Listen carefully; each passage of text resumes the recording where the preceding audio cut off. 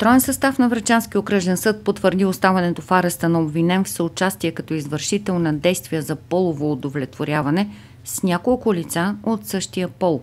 Преди това най-тежката мярка за неотклонение постанови районният съд, но задържаният обжалва на по-горна инстанция. Определеното от окръжните съдии не може да се обжалва или протестира, окончателно е. Престъплението лицето извършва във Врачанския затвор на неустановена дата миналата година, както и през януари тази година.